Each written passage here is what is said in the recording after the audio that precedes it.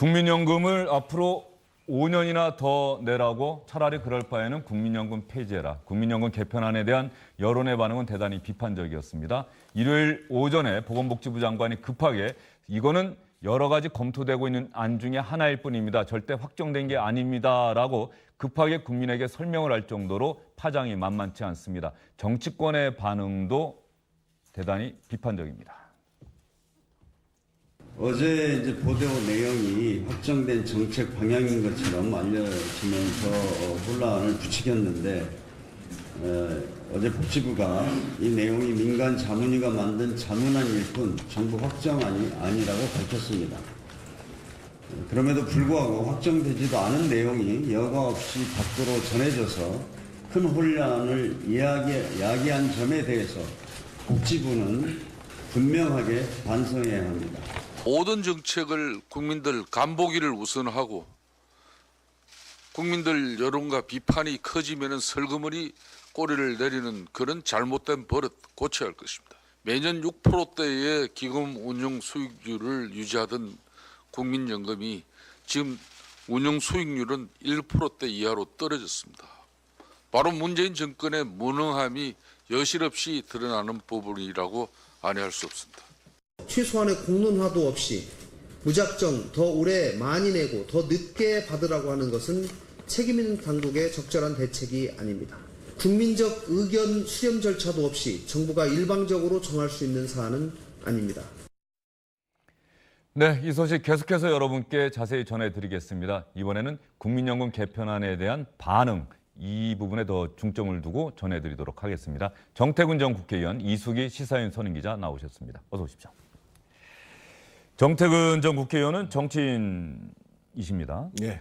이번 정부의 개편안 국민의 반응은 대단히 비판적이다. 정치권에서 일제히 저런 비판의 목소리를 내놓는 데는 이유가 있는 거겠죠?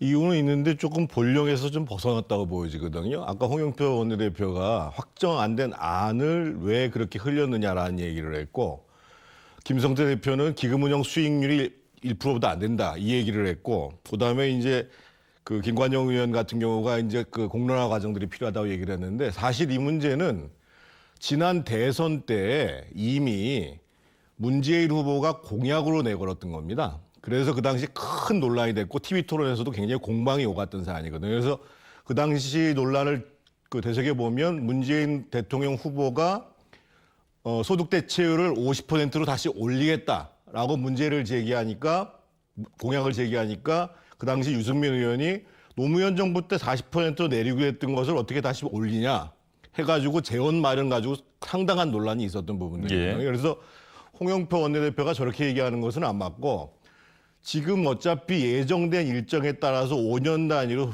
재정 계산을 하는 거거든요. 그러면 각 당의 입당이 어떠한지에 대해서 정확한 안을 얘기를 해야 됩니다. 그리고 동시에 정부에서도 기존에 있어서는 기금 고갈 문제를 주로 걱정을 하다가 작년부터 나왔던 얘기가 이게 용돈뿐이 안 되니까, 아까 조금 전에 박문신 의원께서 말씀하셨습니다만 실제로 소득 대체율이 한 20% 내지 24%뿐이 안 되니까 이래가지고 용돈이다. 이래가지고 이걸 올리자는 얘기를 했거든요. 그러면 앞으로 장기적으로 국민연금을 어떻게 운영할 것인가에 대해서 책임 있게 얘기를 해야 되고, 그 문제에서 최종적으로 이것을 결정하는 주체는 정부도 아니고요, 국회입니다. 국회에서 국민연금법을 개정해야만 가능한 문제이기 때문에 이 문제는 물론 기존에 이제 저렇게 어설프게 얘기를 하는 거에 대해서 비난을 하는 것은 맞지만, 앞으로 이 문제를 실제로 다뤄나가는 국회에서 각 당이 아주 책임 있고 치밀하게 논의하는 것이 저는 필요하다고 생각합니다. 예, 각 당의 안도 내놓아야 한다. 무작정 비판만 할 것이 아니라. 그럼요. 예, 이수기 기자 생각은 어떻습니까? 그러니까 이게 사람들의 노후 문제를 결정하는 문제이기 때문에 이렇게 민감하게들 반응을 하시는 것 같아요. 근데 이렇게 민감한 문제를 굉장히 서툴게 지금 다루고 있는 상황이기 때문에 이게 논란이 되는 것 같은데, 일단은 그 내용하고 이 과정하고를 좀 나눠서 봐야 될 것 같아요. 일단 과정 부분에 있어서는 홍영표 원내대표가 얘기하는 게 이제 지금 여당의 입장인 거죠. 그러니까 뭐냐면 이게 왜 갑자기 불거졌나 봤더니 이게 5년에 한 번씩 재정 추계를 분석해서 이 국민연금 부분을 어떻게 해야 될지에 대해서 한 번씩 논의를 하는 과정이 있습니다. 이건 법에 돼 있는 거기 때문에 그래서 지금 그 자문위원회에서 이 부분에 대해서 논의를 하고 있었는데 그 안이 확정되지 않은 상태에서 지금 밖으로 공개가 돼버린 거죠. 그런데 지금 이 안이 확정된 안처럼 국민들한테는 받아들여지고 있기 때문에 근데 그 안이 보기에는 굉장히 불만스러운 안이기 때문에 이 부분에 대해서 이 여론들이 지금 들끓고 있는 상황이고요. 그렇기 때문에 여권에서는 이 부분을 굉장히 정치하게 가져갔어야 되는데 이게 서툴게 나왔기 때문에 이 부분에 대해서 지금 문제 제기를 하고 있는 거고 그래서 보건복지부 장관이 주말에도 나와서 이게 확정된 안이 아니라고 얘기하는 거고요. 내용과 관련돼서는 어쨌든 그 말씀하신 대로 대통령 대선 때도 이게 다 공약들이 나와 있는 사안들이거든요. 그러니까 그 부분들이 앞으로는 그러면 정부에서 정부안이 나오고 아직 이제 자문위원회의 권고안이니까 이걸 가지고 정부에서 이제 정부안을 만들 거거든요. 정부안이 나오면 이게 국회로 갑니다. 그러면 국회에서 이 부분에 대해서 논의를 할 거고 그다음에 이 논의한 걸 갖고 공청회를 하게 될 거고 이런 과정들을 거쳐서 확정이 되고 법안으로 이제 결정이 되는 거거든요. 근데 이 과정들을 거치면서 국민들의 의견이 반영될 수 있는 통론이 있을 거라고 보는데 아까 말씀드려도 내용으로 지금 가기 전에 먼저 절차 과정에서 문제가 되면서 이렇게 시끄러워지고 있는 거죠. 예, 그런 면에서 본다고 한다면은 대통령 후보 시절에 공약으로 내세웠던 부분, 이 부분에 대해서 우리 국민들 또 시청자분들께서도 기억하는 노력이 사실은 필요합니다. 이게 갑자기 나온 것처럼 생각되는데 조금 전에 정태근 의원께서 아주 중요한 부분 얘기해 주셨어요. 문재인 대통령이 후보 시절에 지금의 연금을 더 많이 내지 않고도 더 많이 받을 수 있도록 하겠다. 충분히 가능하다라고 공약을 했던 점. 그런데 유승민 후보가 당시에 그 재원 조달 방안을 내놓아야 한다. 그렇지 않고서 어떻게 이게 가능하겠느냐. 문재인 그 당시 후보 시절에는 충분히 시기별로 여러 가지 전문가들과 함께 검토를 해보면 방안이 있을 수 있다라고 얘기를 했는데 이번에 연금 개편안 나온 거 보면은 소득 대체율 유지안과 인상안이 동시에 나오는 거예요. 네. 사실 유지안이라는 것 자체는 문재인 대통령 또 문재인 정부 입장에서는 공약과는 조금 다른 그렇죠. 방안이 동시에 나왔다라고 하는 점. 이건 그만큼 국민연금의 소득 대체율을 유지하거나 인상한다는 게 생각처럼 쉽지는 않다. 그럼요. 예. 특히 45%로 고정하자는 안이 나온 걸 제가 딱 보면서 느낀 건 뭐냐면 지금 현재 국민연금관리공단 이사장 김성주 이사장이 현역 의원 시절에 냈던 법안입니다. 그리고 그 이후에 이제 어떤 또 정모 의원이라는 분이 50% 안을 냈고 그게 대선 때 반영됐던 건데 이게 이제 어느 일방만을 비판할 수 있는 문제가 아니라 그 전에 어떤 일이 있었냐면요. 2015년도에 공무원 연금 개혁을 합의를 보면서 여야 간에 그 당시에는 이제 여당이 이제 그 새누리당이었잖아요. 새누리당에서는 이거 공무원 연금 개혁을 하려다 보니까 야당에서 막 발목을 잡은 거예요. 그러면서 김무성 대표하고 그 당시에 민주당 대표가 문재인 대표였는데 합의해서 서명한 내용이 뭐냐면 그러면 국민연금도 개혁 방안을 마련하는데 소득 대체율을 50%로 하겠다. 그래서 아무 밑바닥에다가 이제 재정 마련 계획은 안 만들었죠. 보통 그 정도로 다시 올리게 되면 연간 한 40조. 그래서 한 5년 단위로 계산하면 200조를 가는 거거든요. 그런 전사가 있는 상황 속에서 지금 이 문제가 불거졌기 때문에 저는 지금 보건복지부가 그리고 국민연금관리공단이 이것을 추진하는 과정들은 대단히 미숙했지만 이것이 국민들의 노후와 너무 중요하게 연관되는 문제이기 때문에 지금부터 아주 정치권 모든 주체들이 정말 좀 책임 있게 자기 안들을 연구하고 실제로 조금 전에 말씀드렸던 것처럼 보험료를 더 내게 할 것인지 아니면 납부하는 기간을 길게 할 것인지 대체율을 어느 정도 수준에서 할 것인지에 대해서 저는 비판만 하는 것이 아니라 실제로 자신들의 입장들을 가지고 정말 국민들을 위해서 가장 좋은 안을 마련하는 게 지금 필요할 거라고 생각합니다. 예, 그런 면에서 보면 이번에 개편안이 언론에 보도가 된 뒤에 청와대 청원 사이트나 이런 데 보면은 공무원연금도 국민연금하고 똑같이 받게 해라.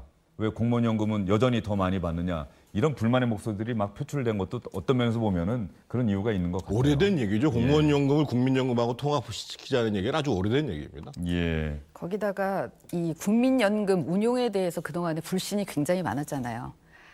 특히 이제 이거는 말씀하신 대로 재원이 워낙 들어올 거는 지금 적기 때문에 그럼 이미 가지고 있는 거라도 제대로 잘 불려야 된다라는 그거 말고는 이 기금의 양을 키울 수 있는 방법이 없으니까.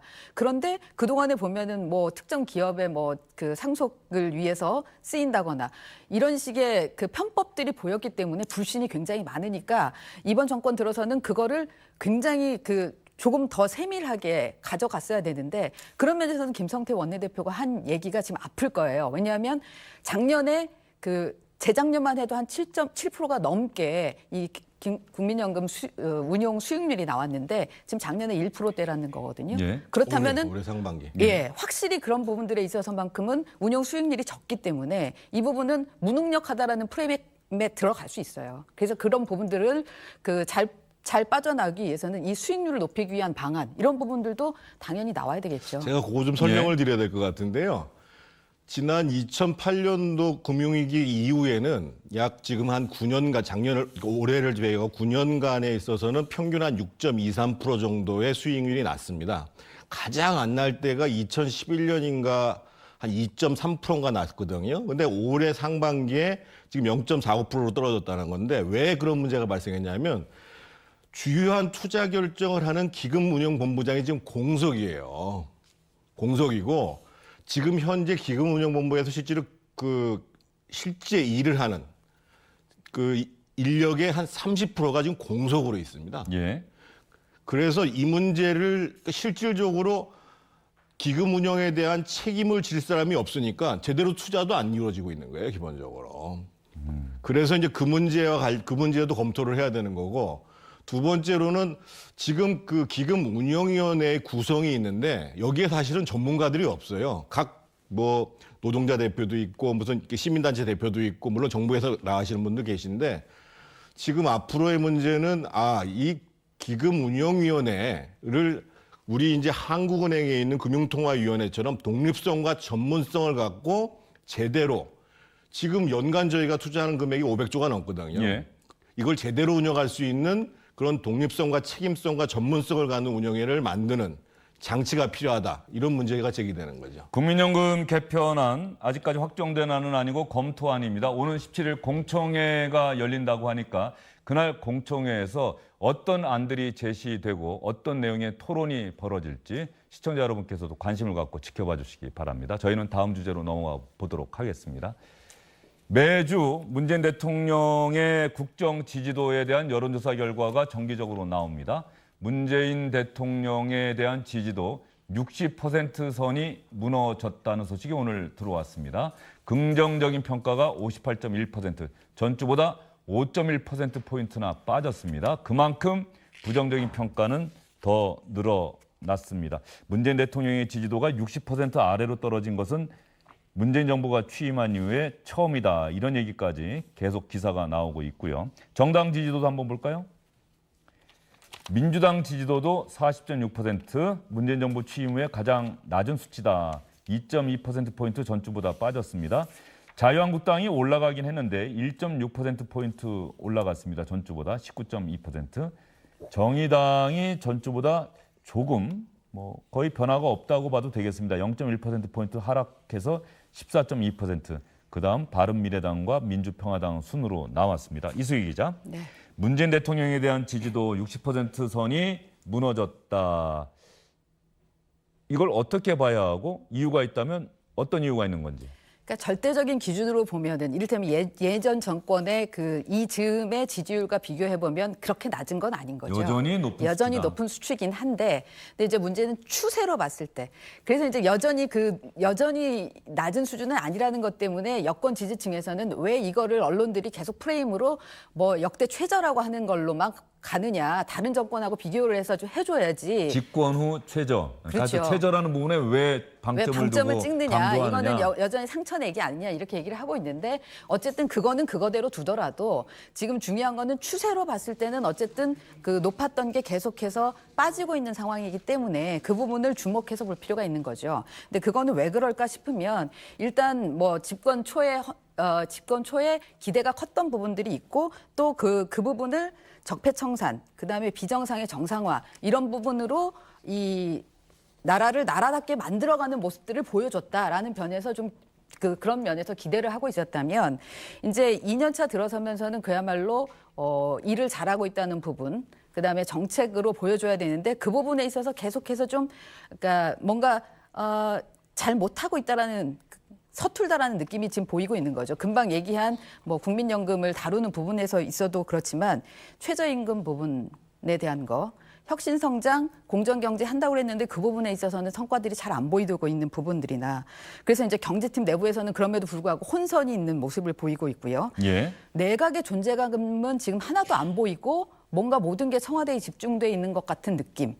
그러면서 이게 각 분야에선 일이 제대로 돌아가고 있는 건가? 대통령 하나만 보고 있어야 되는 건가? 이런 생각들이 있는 거죠. 거기다가 지금 민주당에서는 전당대회를 하고 있다고 하면서 내부 분열되는 그런 모습들이 보여지고 있고요. 이제 아마 그런 게 복합적으로 보이면서 거품이라고 생각했던 부분들이 좀 빠지고 이게 좀 더 이 정책적 부분에서 냉철하게 봐야 되겠구나라는 생각들이 있는 거 아닌가. 그게 지금 지지율에 포함되어 있는 거고요. 그래서 고정 지지층 플러스 알파는 여전히 있으나 그럼에도 불구하고 그 최고점에 달했던 부분들은 좀 정리가 되고 있다 이렇게 봐야 될 것 같습니다. 문재인 정부 취임 후에 1년 한 석 달 정도가 지났는데 말이죠. 그동안 보면은 소통 참 잘했다. 그러니까 이전 정부에서 보여주지 못했던 소통 방식. 그래서 대통령과 정부가 국민과 가까워졌다라고 하는 그런 느낌 받았고 남북 문제 뭐 그야말로 혁명적인 변화를 또 이끌어냈다. 이런 점에서 참 좋은 평가를 받았는데 시간이 흘러가면서 최근에 지금 리얼미터가 오늘 언론에 브리핑한 거 보면은 지난 3개월 동안 문재인 대통령의 지지도가 19.3%포인트 하락을 했다는 거예요.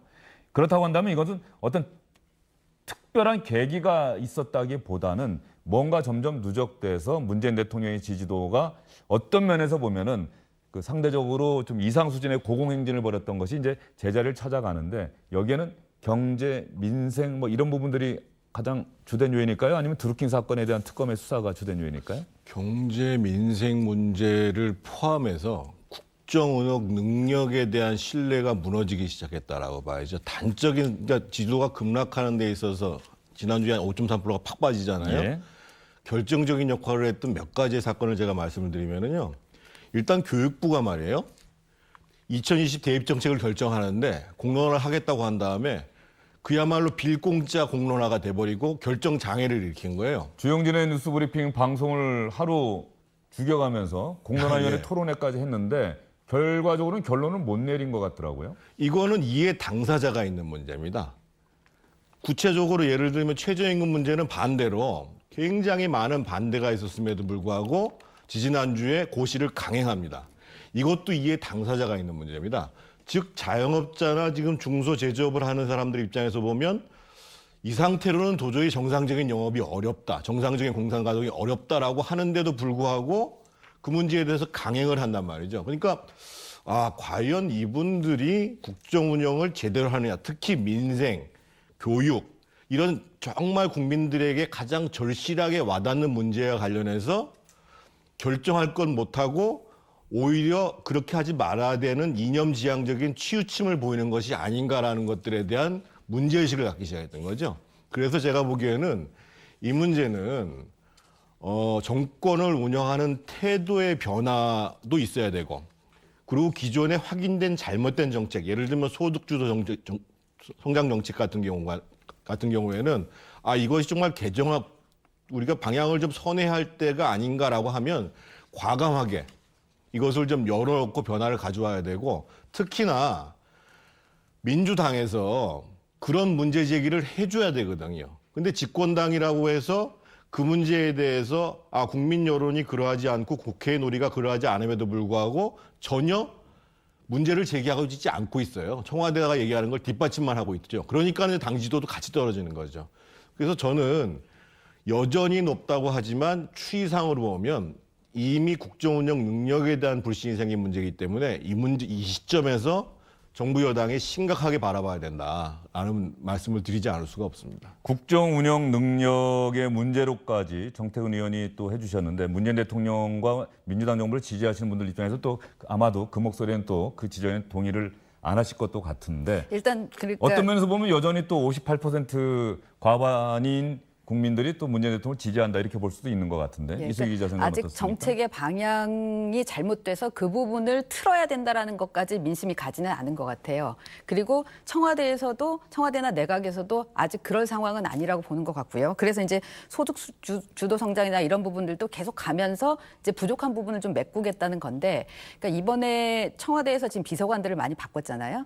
그러니까 바꾼 거를 들여다보면 결국은 본인들이 지금 부족하다고 생각하는 부분들이 뭔지가 드러나는 거죠. 그리고 그거를 이제 미세 조정해서 가겠다라는 얘기로 저는 해석을 하고 있습니다. 특히 이제 국정홍보비서관 같은 경우를 지금 새로 만들겠다고 하는 이유가 결국은 그동안에 대통령이 국민과의 그런 소통 행보는 잘했다라고 생각을 하는데, 그리고 청와대가 또 청와대의 페이스북 라이브 같은 걸 하면서 직접 소통은 많이 했는데 정책 홍보, 정작 가장 중요한 정책 홍보나 이런 부분은 이제 미흡하다고 생각을 하는 거예요.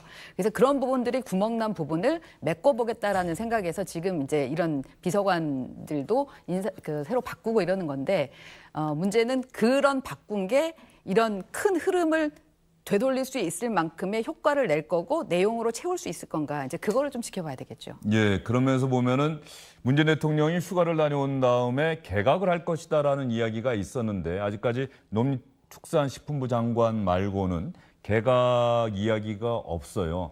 개각이라고 하는 것이 단순한 국면 전환용이 아니고 문재인 정부 2기를 새롭게 구축해가는 진영을 짠다는 측면에서 대단히 중요할 텐데 그 부분에서 아마 문재인 대통령이 좀 고심하고 있지 않을까 싶은데 또 덜컥 다음 달에 또 제3차 남북 정상회담 합의를 했으니까 이 문제도 또 신경을 써야 되고 문재인 대통령과 청와대 이래저래 상당히 요즘 좀 많은 고민이 있을 것 같다는 생각이 듭니다.